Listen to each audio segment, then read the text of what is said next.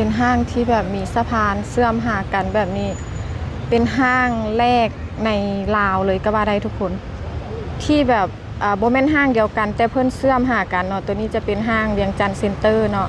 แล้วก็มีสะพานเชื่อมหากันแบบนี้ทุกคนซึ่งห้างตัวนี้เนาะเพิ่นยังบ่ได้เปิดเนาะสวรรค์ก็บ่แน่ใจว่าชื่อห้างว่าแนวใดเนาะทุกคนโอ้นักท่องเที่ยวชาวจีนหลายแฮงทุกคนแต่เพิ่นเสียงดังบ่ฮู้ว่าเพิ่นเว้าอีหยังกันเนาะ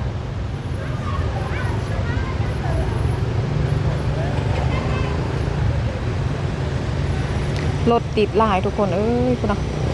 รถหลายแฮงทุกคนทุกคนคือแบบสาวรเห็นนี่เนาะเห็นสิ่งหนึ่งก็คือคนขอทานนี่นะแบบย่างเลาะขอทานนำคนที่สัญจรไปมาแบบนักท่องเที่ยวแบบนี้นะทุกคนสวรรค์คิดว่ามันบ่เหมาะสมแล้วมันแบบมันเสียภาพลักษณ์เนาะของประเทศเฮาถ้าเป็นไปได้ก็บ่อยากให้มีแบบนี้นี่เนาะอันนี้ก็คือย่างนำกลเลยนี่อุ้ยทุกคนเลยสวรรค์ก็เคยเห็นเนาะทุกคนเนาะ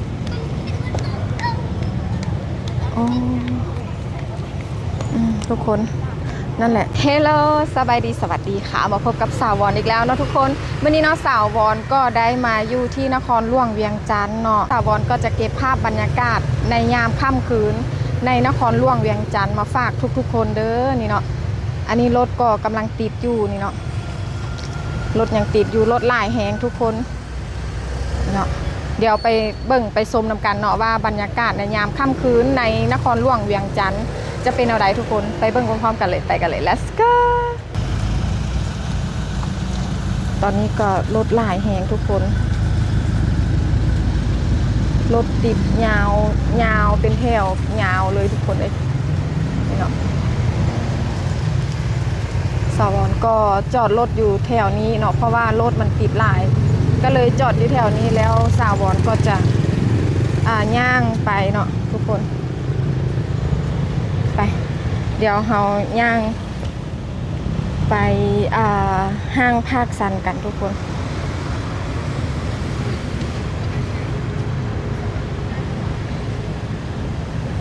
อันนี้เป็นห้างที่แบบเพิ่นเฮ็ดใหม่เนาะทุกคนชื่อว่าห้าง CGN ลาวนี่เนาะทุกคน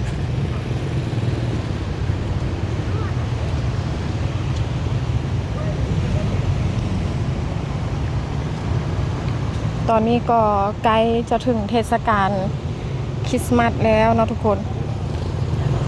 ใกล้สิฮอดปีใหม่แล้วเนาะทุกคนเนาะอันนี้บรรยากาศถนนเนาะในยามค่ำคืนในนครหลวงเวียงจันทน์ทุกคนอันนี้ก็เป็นนักท่องเที่ยวเนาะ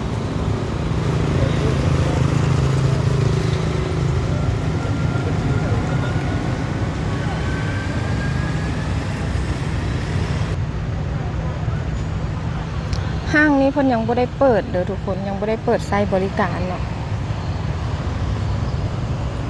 แต่ว่าห้างก็ถือว่าใหญ่แฮงทุกคน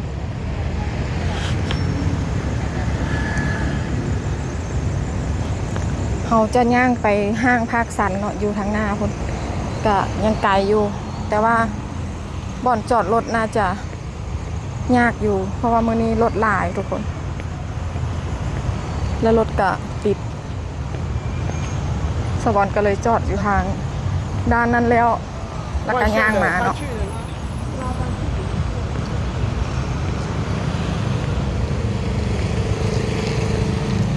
ต่างพาทุกคนย่างเลาะชมบรรยากาศเนาะในยามค่ำคืนในนครหลวงเวียงจันทน์นี่เนาะทุกคนทั้งหน้าเขานี่เพิ่นนั่นเอาธงชาติมาประดับเนาะ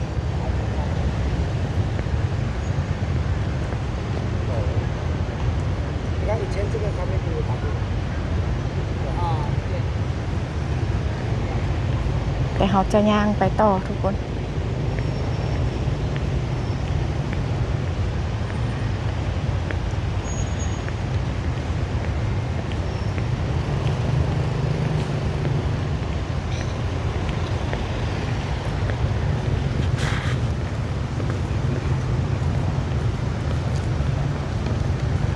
ทุกคนรถติดแหงรถติดแหงทุกคนคุณอ่ะโอ้รถติดแหงเด้อทุกคนคุณอ่ะโอ้โห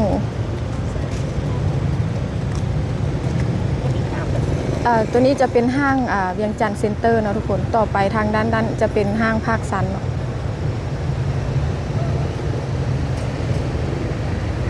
รถลายแหงทุกคนอันนี้เพิ่นเฮ็ดสะพานข้ามระหว่างห้างเนาะทุกคนระหว่างห้างเวียงจันทร์เซ็นเตอร์แล้วก็อันนี้ห้างอีกห้างนึงเป็นสะพานนี่เนาะเป็นสะพานย่างข้ามเชื่อมหากันนี่ทุกคน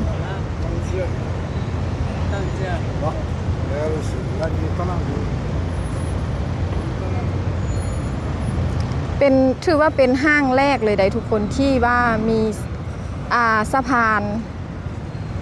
เชื่อมต่อหากันแบบนี้นะเนาะที่แบบโบแมนห้างเดียวกันแต่เพิ่นเชื่อมหากันเนาะตัวนี้จะเป็นห้างเวียงจันทร์เซ็นเตอร์เนาะแล้วก็มีสะพานเชื่อมหากันแบบนี้ทุกคนซึ่งห้างตัวนี้เนาะเพิ่นยังบ่ได้เปิดเนาะสวรรค์ก็บ่แน่ใจว่าชื่อห้างว่าแนวใดเนาะทุกคนโอ้นักท่องเที่ยวชาวจีนหลายแฮงทุกคนแต่เพิ่นเสียงดังบ่ฮู้ว่าเพิ่นเว้าอีหยังกันเนาะ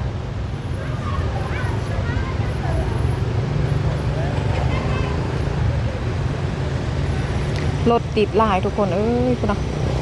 รถหลายแฮงทุกคนไปเดี๋ยวเราจะย่างไปต่อบรรยากาศเนาะ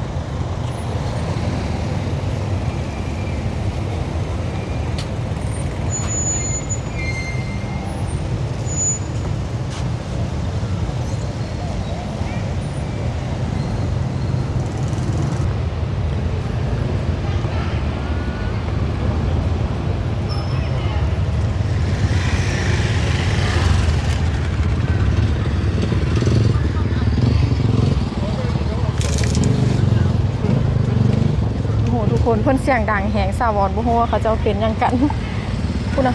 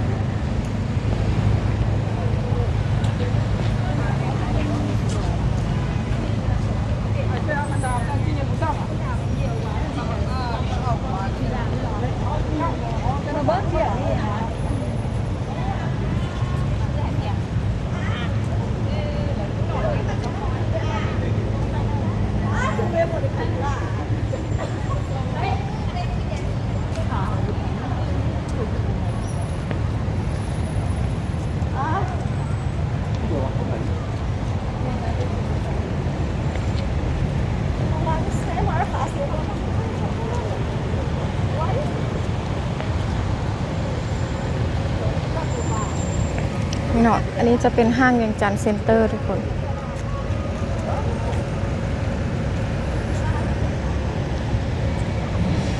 รถกันยังติดอยู่ทุกคนเอ้ยรถหลายแฮง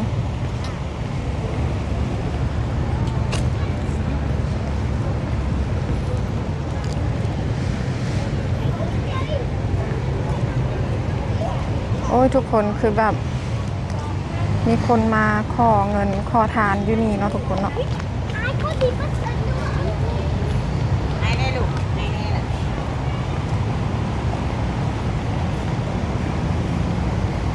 นี่เนาะ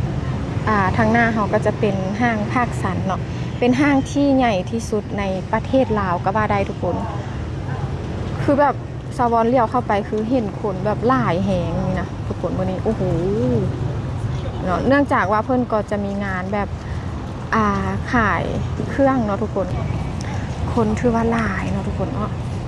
คึกคืนเนาะ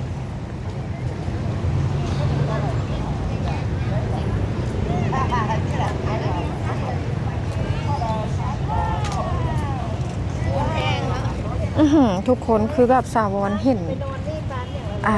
เนาะเห็นสิ่งหนึ่งก็คือคนขอทานนี่นะแบบย่างเลาะขอทาน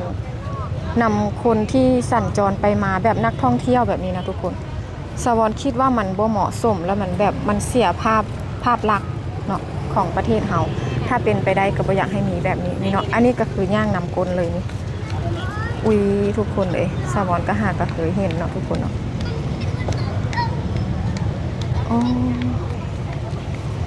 ทุกคนนั่นแหละถ้าเป็นไปได้เนาะก็บ่อยากให้มีคนมาขอทานแบบนี้แล้วแบบรบกวนนักท่องเที่ยวแห่งนะทุกคนเนาะไผย่างไปใส่กันย่างนำกลไปขอเงินนำพระเจ้าเนาะโอ้โหมันคือว่าเสียภาพลักษณ์แห่งนะทุกคนเนาะเป็นจังไดก็เบิ่งนำกันหั่นเลยเนาะ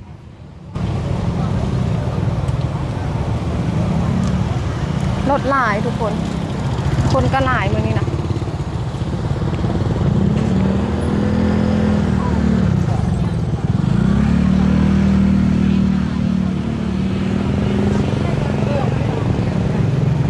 ทุกคนเลยเนาะสาวบอลย่างมาก็เห็นแต่คนขอทานคนเลยวันนี้คนหลายแฮงเพราะว่าห้างผักสันเนาะเพิ่นมีงานเนาะทุกคนโอ้คนหลายรถหลาย